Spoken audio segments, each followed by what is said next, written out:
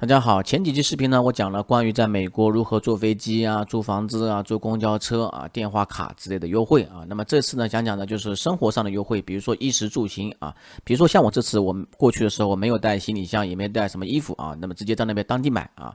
当地买的话有两种方式，一种线上，一种线下啊。那么怎么去便宜的买衣服呢？啊，看看有什么打折优惠呢？其实呢，我们不是说买贵的，也不是说买便宜的啊，就看买打折的啊，这是我的一个理念，对吧？那话不多说啊，今天就介绍几个网站啊。首先的话就要介绍这个网站啊，这个网站的话，说实话也有 A 啊，那么 APP 的话你可以对应下载，当然的话可能在美区才有下载。那我随便举个例子吧，比如说我搜索啊，Costco 啊，Costco 是个非常有名的超市啊，就是前几天我还跟我朋友介绍了，我说你可以，他没有那个 Costco 的会员卡嘛，刚好这边有个优惠啊，就是一年会员的费是60美元，是吧？刚好它这个有活动，它会员费价格是不降价，但是它这边有个优惠的话，就是一个 deal 啊，它给你40美元的礼品卡，等于说呢，因为如果降价的话，可能老会员的话就会反水啊，或者说不喜欢你们怎么降价了，我原本60的，你应该补个差价是吧？但是这个限时活动的话，你可以获得40美元的礼品卡啊，这个礼品卡的话，等于说是钱嘛。当然，如果说你可能在的那个 Target 啊，这个或者说 Sam 啊，其实也有类似这样优惠啊，一样的啊，而且这个是没有过期啊，但是里面有条款规则啊，比如说像我朋友的话，他是之前有这个卡，然后呢退掉了啊，退掉的话必须在180天之后，好像是1年半啊，多少时间忘掉了，18个月吧，好像是忘掉了啊，反正就这个意思啊。就是他还希望你再回来啊，所以说给你这个特殊优惠啊。那有这个卡的话，说实话，其实在美国还是很便宜的。比如说加油，只是加油价格是便宜的，但是呢排队排很长时间。还有一个特殊隐藏优惠，就是说在美国租车啊，你可以办个美国版的 Costco 的会员卡，然后可以在美国租车啊。非常便宜，而且 Costco 的话是有网上超市的，网上买东西啊，比如说买 iPad 啊，我感觉也经常出现很多的历史最低价格吧。好，那再介绍一个啊，比如吃方面啊，吃方面的话，你可以比如说这边搜索这个连锁店嘛，比如 KFC 啊，大家最耳闻目详的啊。那 KFC 的话，这边就有类似这种那个中国国内有疯狂星期四嘛，我看好像是美国的话有这个周二啊，好像比较便宜。你看看这个啊，你看这就比较便宜啊。那么我点进来之后呢，确实是这个啊，它是10美元啊，10美元的话总共有18个鸡块吧啊。你看周二啊 Tuesday 啊，对吧？周二，然后呢再告诉你怎么用啊，KFC APP，然后选择餐厅，然后这个选择个 offer 啊，那么就可以10美元买到18块啊，这个鸡块，那这一桶是吧？那也很划算嘛。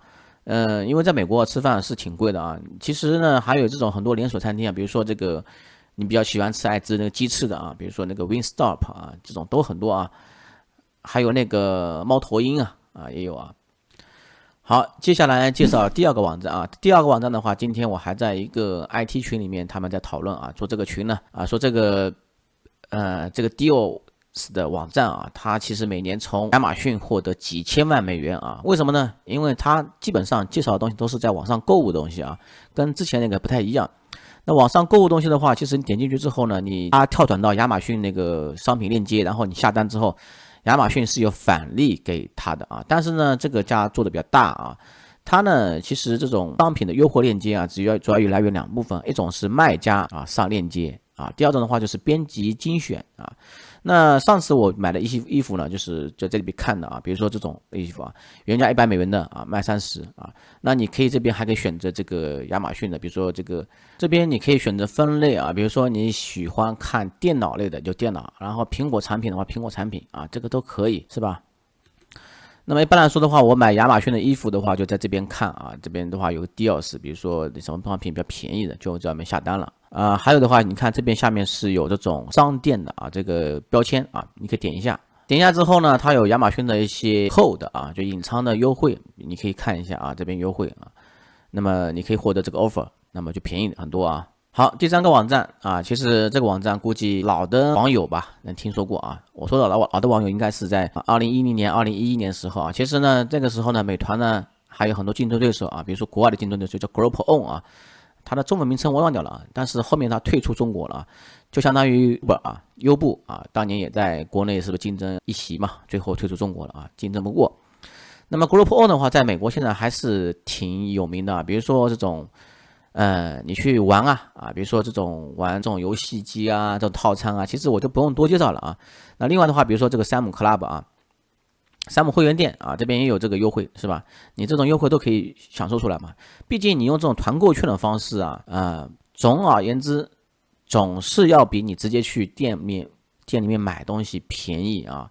肯定是便宜一点的，而且它里面加机油这种，我觉得在美国生活加机油不是很贵吗？你看这也有啊。那么顺便提一点就是通过这种方式直接去买的话是很便宜，那能不能更便宜呢？有，如何更便宜呢？很简单嘛上次我介绍过这个网站，是不是？你可以在我视频下方可能找得到这个网站的话，你搜索一下 Group On， 然后点进来，它有这个返现最高返现15%，看见没有？美团说实话，我买东西的时候其实也有返现，只是说有些人嫌麻烦，我自己呢有些时候也嫌麻烦，我也懒得做返现比如说这个